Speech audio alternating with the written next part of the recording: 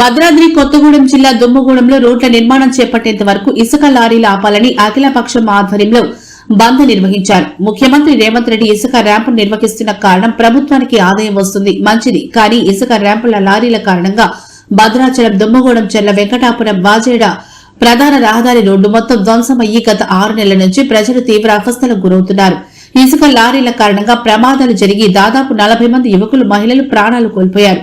దుమ్ము ధూళితో ప్రజలు మొత్తం అనారోగ్యం పాలవుతున్నారు. తక్షణమే రోడ్డు నిర్మాణం చేపట్టేంత వరకు ఇసుక లారీలు ఆపాలని మంగళవారం దుమ్మగూడెం మండలంలో ఆదివాసీ సంఘాల నాయకుల, వామపక్ష పార్టీల నాయకులు, ప్రతిపక్ష పార్టీ నాయకుల ఆధ్వర్యంలో నిర్వహించిన దీక్షలో CPI ML new democracy party Bhadrachalam division కార్యదర్శి కామ్రేడ్ ముసలి సతీష్ పాల్గొని మాట్లాడారు. చెర్ల మండలంలో గత 6 నెలల నుంచి 12 ఇసుక ర్యాంపులకు అడ్డుగోలుగా ప్రభుత్వం పర్మిషన్ ఇచ్చింది. ఒక్కొక్క ఇసుక ర్యాంపుకు దాదాపు 1000 లారీలు తిరుగుతున్నాయి. మొత్తం 12,000 లారీలు రాత్రి పగలు తేడా లేకుండా అడ్డుగోలుగా తిరుగుతున్నాయి.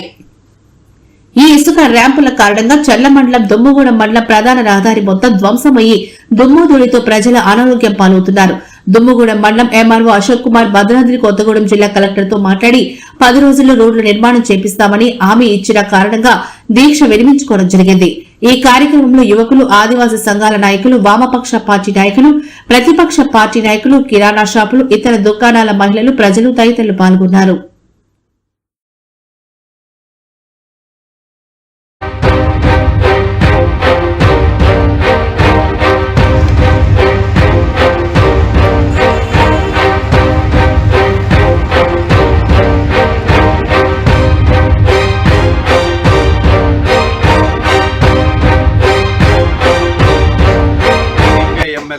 New democracy party Bhadrachalam division కార్యదర్శిని.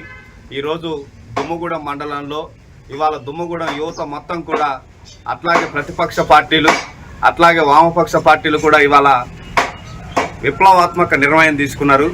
రోడ్లు పోసేంత వరకు ఇసుక లారీలు తిరగొద్దని చెప్పి ఈరోజు దుమ్మగూడెం మండలంలో ప్రజలంతా కలిసి ఇవాళ మహాధర్నా నిర్వహించడం జరిగింది.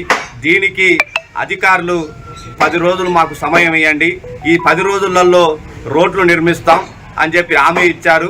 అట్లాగే లారీలు రాత్రిపూట తిరగకుండా చేస్తామని చెప్పి, చర్యలు తీసుకుంటామని చెప్పి హామీ ఇచ్చారు. ఇది ప్రజలకి చాలా ఇబ్బందికరమైన విషయం.